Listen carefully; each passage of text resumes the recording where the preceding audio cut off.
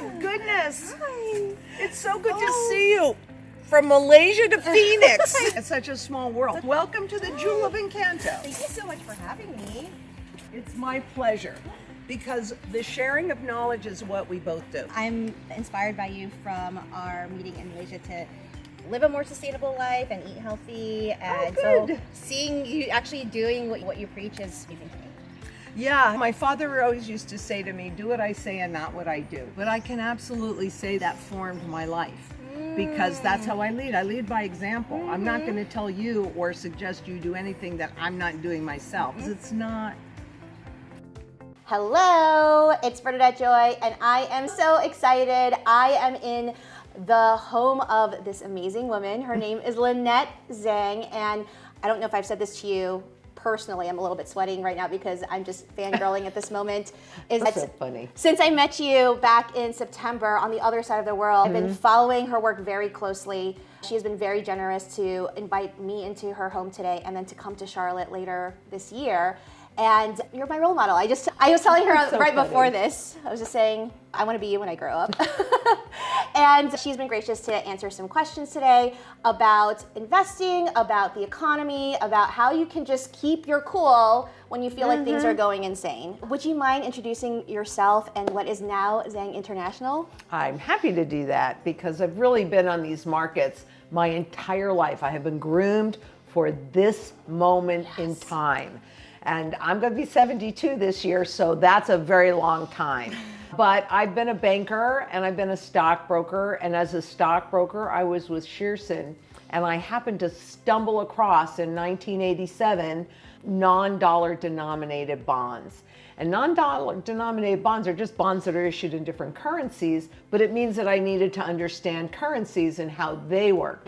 And I would say that was 100%, that was such a pivotal moment. Because had I not done that, I don't think I'd know nearly what I know, especially about currencies and currency life cycles. Yes. And I'm sorry to tell you, and then again, I'm not sorry to tell you because there's always good and bad in everything.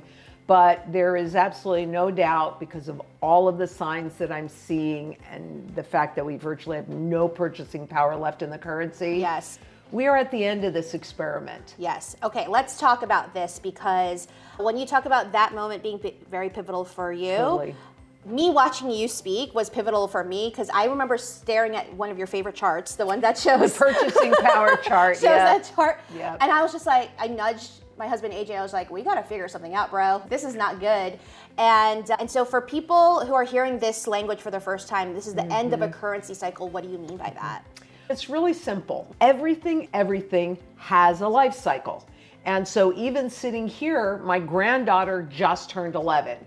You are not going to look at her and think, ooh, she might be 73 or 72 next year, right? Just like you're not going to look at me and think, oh, maybe she's going to be 12 next year. So the reason why you wouldn't question it is because you've seen these life cycles and you recognize the patterns.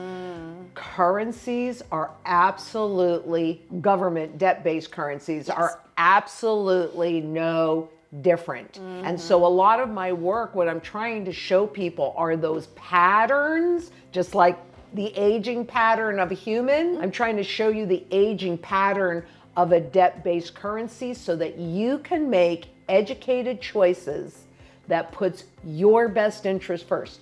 And even if you disagree with me, that's okay. I want you to start thinking, I want people to start thinking for themselves and not just accepting things as they are. Yes, and that is something that I so admire about you is that I witnessed you in real time. You were having a conversation with someone who is like really into crypto, and there was someone else, forgot what they were pushing that day. And you explain things in a way that it's not where we see a lot of other media that people are just like butting heads. You're just like, here, I'm just going to present you the data and I'm going to present you what I've seen from lived experience and also from what I've studied. And then you can make your own choices. But what I love about what I've learned from you so far is that there's not a lot of talk in this particular area. And specifically, this is my first foray into precious metals, into really thinking about sustainable living, what happens in a hyperinflation environment. Like those are thoughts that just never happened in my mind until I met you. And I just turned 41 recently, and I aspire to be as energetic as you. Now, I wish I had as much energy as you that like today, because walking into her home, you just see like all these amazing people who are, you know, in your team. Oh yeah, And I'm very lucky. Yeah, and so one of the things that I wanted to ask you was like going all the way back to earlier in your career, can you give people context into what the economy was like then? Because I think there's some stuff to talk about there. 100%. Yeah. Because I am really happy that I was born in 1954. Because during that period of time, number one, it was illegal to own more than 5 ounces of gold in monetary form. Really? Yeah. Legal? That's a shocking to me that you're shocked about that. I'm very shocked about that. 1933 was the 1913 was the kickoff to this grand experiment, and when they really destroyed our Constitution. This isn't something that suddenly happened. That's when that happened. And so yeah, the government needed control, and we were on a gold standard, physical gold. Actually, I should go. Do you want me to go grab my coins? I'm going to go grab my coins. My little goodie bag. If you come to the Plutus Impact Summit this year, you are going to meet people who change your life and your business in ways that you can't even imagine today. Any goals that you have, you're going to be able to really solidify, and the steps that you need to take to reach those goals, whether it's with your business or with your own finances, you're going to get that insight and that impact at the Plutus Impact Summit this year. The Plutus Impact Summit is May 6th through 8th. In Charlotte, North Carolina, and you should be there. Yay! One of the things that people always like about me is that I have all these props. Ah. But going back to this, I mean, there are Monopoly over money. 48 here, check it out. There are over 4,800 government debt-based currencies that don't exist anymore because governments always do the same thing. They inflate it away. Yes. Now, gold and silver are the only money that is not man-made, and it is above the global, it's above central banks and governments' ability to inflate away because it has the broadest base of function. It's used, gold is used in 33 different areas or more, that's just what I could count. Silver is used in 36 different global sectors of the economy, and that means that demand overwhelms and makes impossible government's ability to inflate it away. We have to keep this in mind. Yeah, the government wanted more power, but back in those days when we were actually on a gold standard, and I think, here, okay, I love to show this example because it's so applicable. But could you hold those? Thank you. Thank you. This has a face value, oops, you can hear what that sounds like too. Yeah, it's heavy. Yeah. This has a face value of $20. This is a gold certificate, so you can see that little gold thing there. So you could walk, any person could walk into a bank with this and say, okay, I'm pulling my gold out. Now what that did to governments, it meant that they could grow less debt, they could create less money. So it forced fiscal responsibility. Does the government want fiscal responsibility? Doesn't seem like it. No, they want to tax and they want to spend. But at the same time, let's just see, there should be another little $20 bill floating around in here somewhere. There it is, okay. At the same time, they let this Federal Reserve note circulate, same face value. All of these have a face value of 20 bucks. The Federal Reserve is a private corporation. And a note is a debt instrument. So this, you're working for corporate debt, but they allowed all three of these. Now, how similar does this look to this? If I was like this, I would be like, they look the same. Exactly. The only thing it doesn't have is that gold. And it also says this certificate that there have been deposited at the Treasury of the United States of America in gold coin. So payable to the bearer. This doesn't say any of that. It just says Federal Reserve note. Okay, but for 20 years, all three of them were in circulation at the same time, at the same stated value. My blood is it's like the ultimate grift. I feel like my Doesn't blood it is like tick you boiling off? right now. Yeah, Exactly. I feel angry right now. So when you wonder why I do this, I hate this. I seriously hate this. I'm not worried about me. I'm not even really worried about my children because I know what I've done. Yeah. But I'm worried about the rest of the world. Yes. Because the next system that they have in mind is a digital full surveillance system that gives them full control. Because with the paper, and I want to show you, can you read the date on this right there? 1969. Yep, there's another $20 bill in there. So when let me finish this point so that it's a little bit more clear, then I'll go to that. So in 1933, they confiscated the gold from the public. They could no longer convert dollars into gold. That was a confiscation. So these two things went away, but this was still there. So nobody realized that anything had changed because after all, they used it for 20 years. The coin came out in 2009. What do you think? We coming up to the 20 years? Yeah. Have we gotten decent adoption of the cryptocurrencies and the digital currencies? From all the Bitcoin bros that are trolling me right now on my social media, I would say they're double downing on it. Exactly. And I didn't grab that. No, I didn't. But how much does this look like the physical representation of cryptocurrencies, which they always represent as gold, silver, or platinum? They have no physical being, they're algorithms. But yet they want you to think that Bitcoin is digital gold. Yeah. I'm not sure that everybody thinks that yet, but I don't know. I don't know. There's a lot of people who I argue with on a regular basis about this, but here's the thing. I 100% know, and I knew since I started watching Bitcoin in 2010 at $7 a coin. And I knew when I saw it, that was the new money that was coming in. And that's what I started talking about then. It is a Trojan horse to get you comfortable being in a full surveillance circumstance. Gold is freedom because it truly is outside of the system. And how was it sold to the masses at first? you're talking about gold. No, I'm talking about that it was outside of the system. Oh, yes. That now against the central bankers and blah, blah, blah. So people initially believed it. How many more people would have gone into gold if they hadn't come out with Bitcoin, making it look like gold? Oh, interesting. Can I ask you a question? You can ask me anything you want. I was just talking about this with my husband the other day, where on your point, particularly around like the surveillance, and now there's also people are really into AI, and my intuition is just telling me that we're not going in a great direction with this. But I feel like I'm the crazy person, like in my group of friends, because why I relate to you so much is that it seems that at least for as long as I've researched about you, that you've just done your own thing, and you're like, you know what, everyone else is doing this thing, but I'm just gonna keep beating this drum on the thing that I know to be true.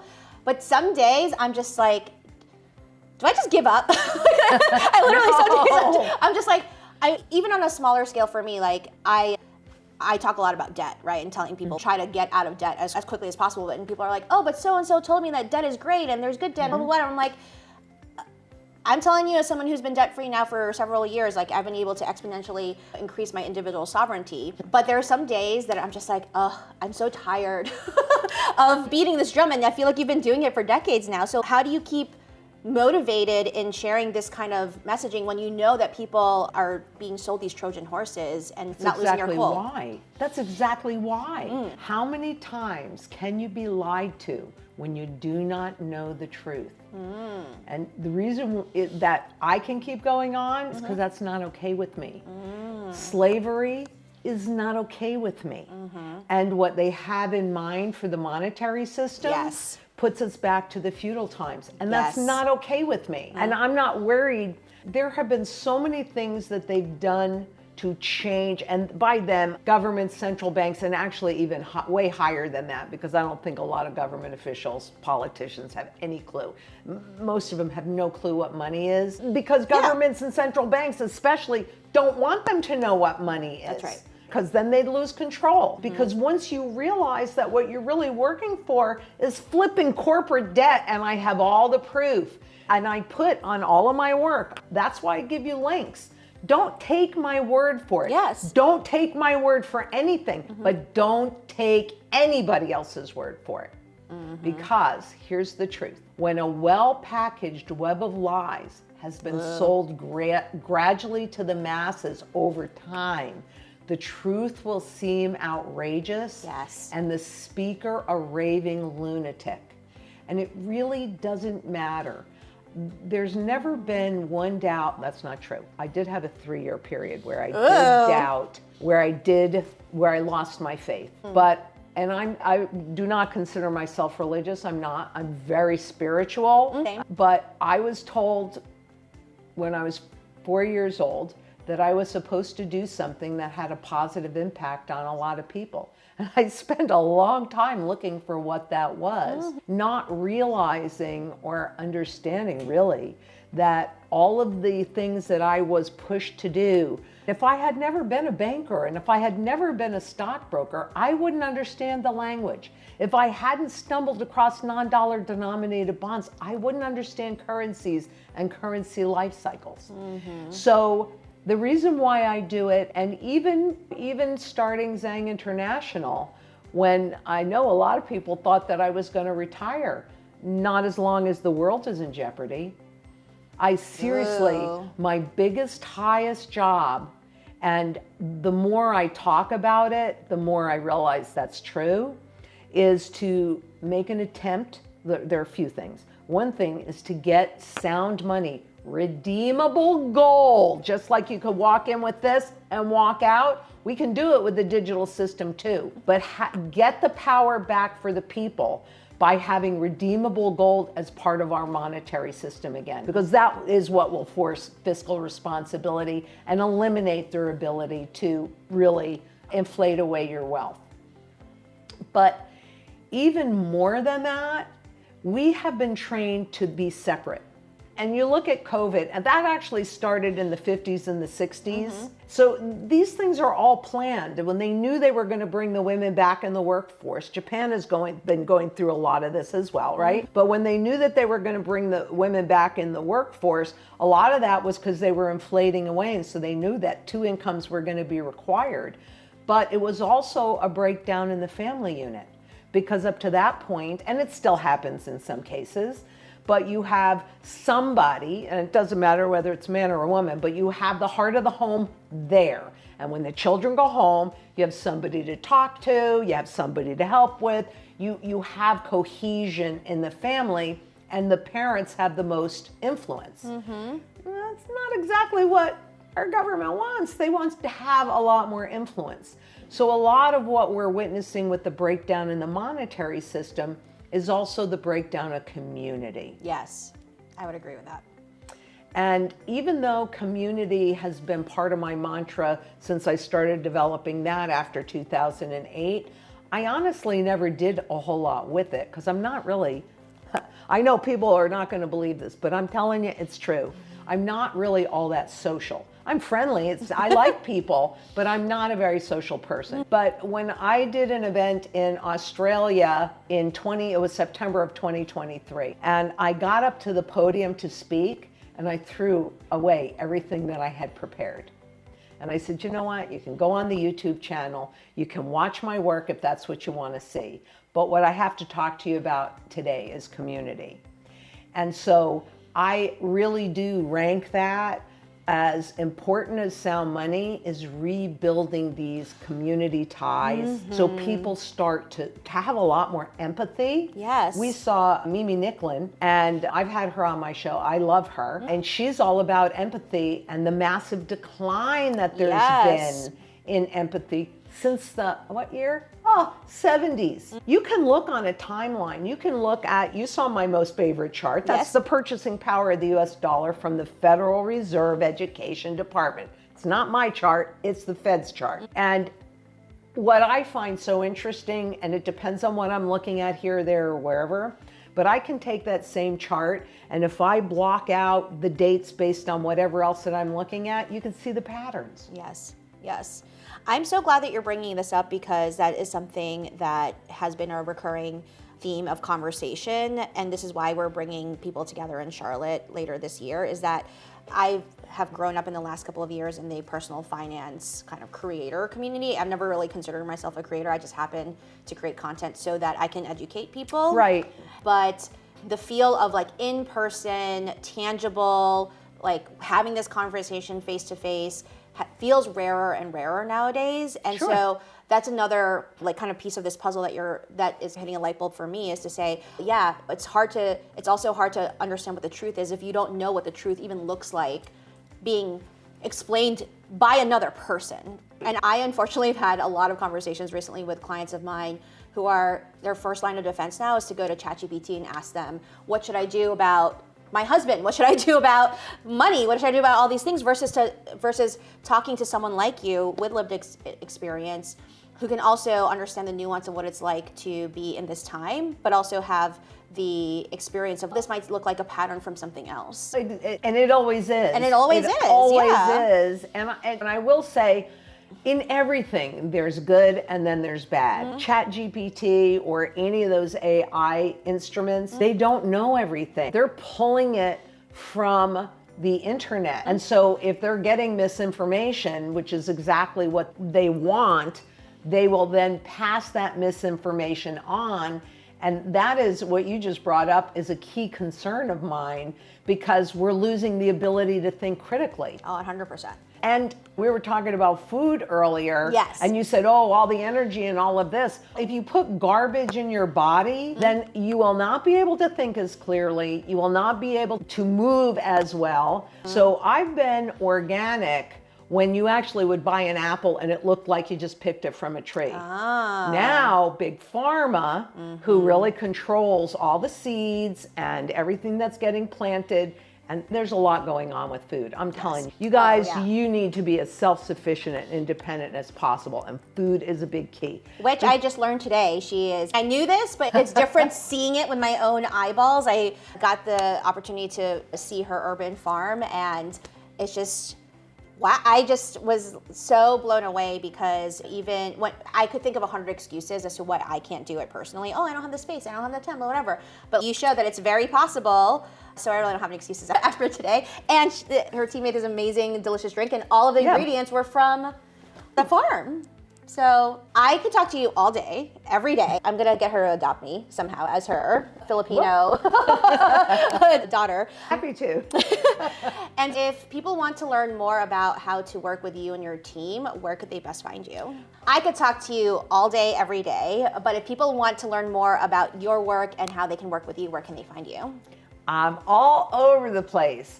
I am on YouTube at Zang International, TikTok, Instagram, Facebook at ZANGINTL, and on X, the Lynette Zang, and plus we love human contact. That's the best for us. And they can find us, they can call us free, 833-GLD-ZANG, or 833-453-9264. Yes. And come to the event. I was just gonna say, thank you so much for having me here in Phoenix. My pleasure. It was so worth the drive for me today. And if you wanna see Lynette in person, in the flesh, she will be at the Plutus Impact Summit May 6th to 8th in Charlotte, and you can get tickets at plutussummit.com, or Plutus Impact, sorry, let me say that again. So if you want to get passes for the event, you can find them at plutusimpact.com. And she will be there in the flesh, I will be there in the flesh, and there's going to actually be a lot of other amazing thought leaders who believe in the same things. To meet. I'm excited to meet. Yes. Because this is how you grow community. I love this is how we did it from more than halfway around the world. More than halfway around the world. Mm-hmm. Thank you for being my role model today. And my pleasure. Thanks so much for joining us. See you next time. Bye.